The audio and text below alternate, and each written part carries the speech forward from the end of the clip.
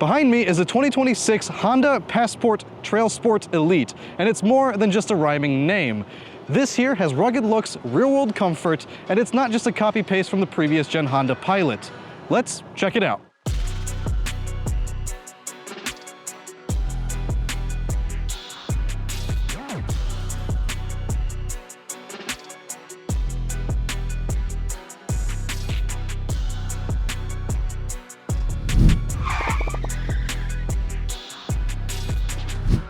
And a huge thanks to Ciocca Honda for loaning us the vehicle for the day. If you're in the market for new Honda, be sure to check them out. Now before we dive into the interior and driving experiences of this car, I want to give you a walk around because Honda has completely refreshed the Passport's design. There's a lot of little hints around this car, especially with the TrailSport trim, that hint at a light off-road or trail experience, including this fake hood scoop. Now this is the TrailSport Elite, which is the Passport's second highest trim, where there is the TrailSport Blackout. Now that one just gives you the extra fancy black rims, but this one is just a regular TrailSport Elite, which is rocking Honda's Sunset Orange paint color, which is honestly really nice, and it will pop very, very nicely against some green trees. Or it's somehow a little closer to the International Orange, so if you happen to roll this over on a trail, at least the helicopter will be able to spot you a little easier. Now the previous generation Honda Passport looked so much like a rebadged Honda Pilot that even its off-roading trim just looked like a soccer mom took a detour to practice. But not with this one. This fourth generation is a completely new redesign. A new front end with cool headlights and cool amber lights for daytime running lights. These tow hooks down here that can hold 2 times the capacity of the weight of this owned vehicle. And it even kind of looks like a Ford Bronco Sport. But this one is a Honda, so it won't be found on the road dead. Now the TrailSport Elite comes with 18-inch Berlina alloy rims with meaty all-terrain tires. And you can also get the Blackout trim with 18-inch rugged alloys and with the same meaty tire. And it should be noted that on the regular TrailSport Elite trim, you can buy the 18-inch rugged wheels or rims for $1,800. Now there's not much to say about the rear end besides obviously its complete redesign, but there are a few small things to note, like this plastic trim up here that Honda specifically put here so you can lean little bikes or ladders up against it without worrying about scratching the paint. And then you also do have your tow hitch down here that can tow 5,000 pounds. And there's a few other design characteristics like the skid plates down here, just in case you happen to bash into a boulder. Now the real interesting stuff is when you actually get into the trunk. You have a hands-free access power tailgate down here that you just have to kick under to get it opened up. But as you go inside the vehicle, a lot of interesting stuff back here in the trunk. You actually have this tub under here, which if you lift this up and fold the front seats or rear seats down, you can actually fit a bicycle in here standing completely upright. The rear tire would be in here and the front tire would be up there sitting on the seats. If you fold this over and lift this up, you actually have your spare tire under here, which is not a full-size spare tire, so it could leave you stranded on the trails if you aren't careful. But it should be noted that if you wanted to, you can actually fold this up and get a spare tire from Honda. Spare tire would sit in here and latch onto the side here, so it would take up quite a bit of your storage capacity in the trunk.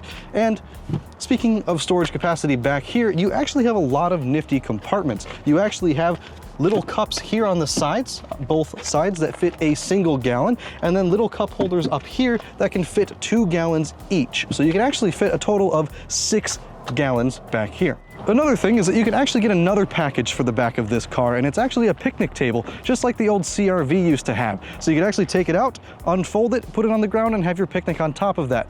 But enough about all of the cool features, let's take it for a drive. Plain and simple, the ride in the last generation was already really good, but they've upgraded the suspension in this generation, making it feel even better. They've also made changes to their all-wheel drive system called IVTM4, and what it's capable of doing is sending 70% of the load to the rear wheels and 100% to each side of the vehicle in case you're stuck in any tricky situations. It also makes it feel like it's doing some torque vectoring through the corners, just like some Mazdas out there.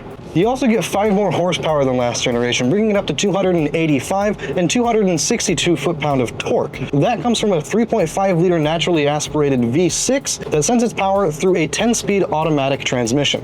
The engine is a direct injected double overhead cam that unfortunately doesn't feature VTEC this time around. Now the transmission on this is the same found in the Pilot, but in the Passport, it has some extra software tuning to make it specific to this vehicle.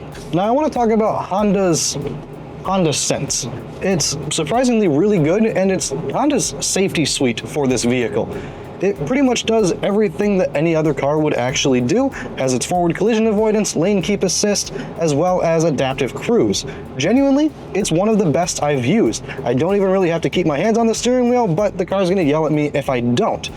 So, that pretty much says everything you need to know. If you're on long trips on the highway, it's gonna be really comfortable, and you really don't even have to drive it yourself. Now, other things to note with this vehicle are its, some driving characteristics that I didn't mention.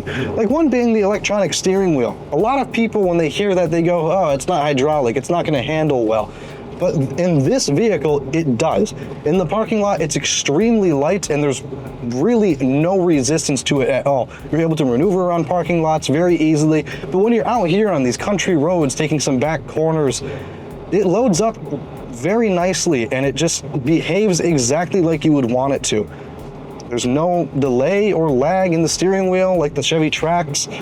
It's responsive and exactly like it needs to be.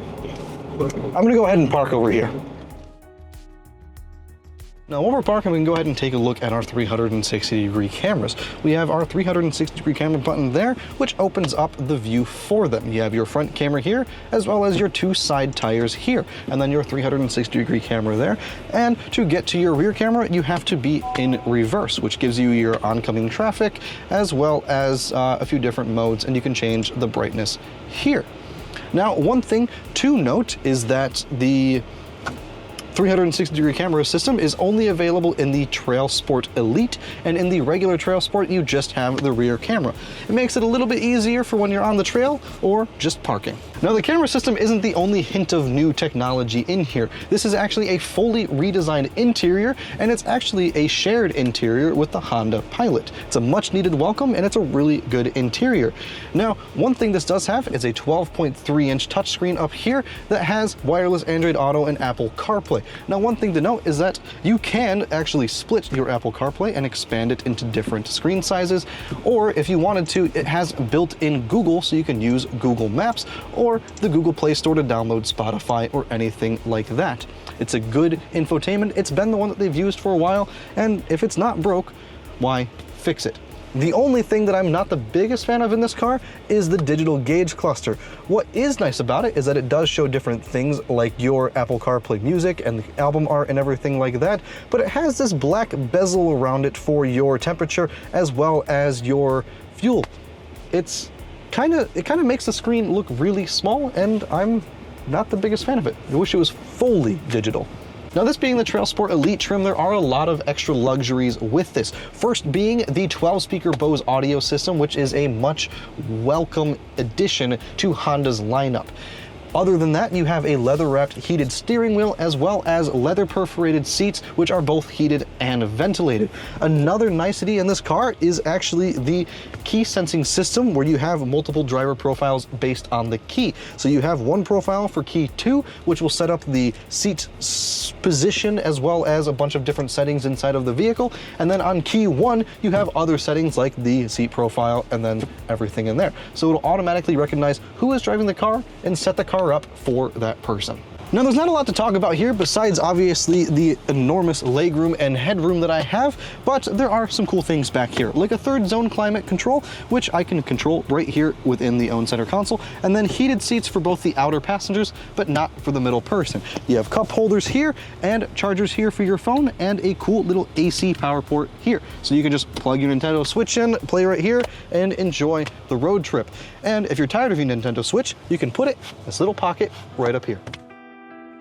Honda's done an impressive job with the new Passport. This isn't just a mild refresh. It's a meaningful update that finally gives the Passport its own voice in the lineup. With the TrailSport Elite trim, you get rugged styling, real utility, and a level of refinement that makes it just as capable for daily driving as it is for weekend getaways. Sure, it's not a hardcore off-roader, but it doesn't need to be. It's built for the kind of adventures most people actually take, like taking a Toyota Sienna to Allegheny State Park. And personally, I wouldn't mind seeing one of these in my driveway. It's practical, it looks good, and it finally feels like the Passport is living up to its name. Thanks for watching.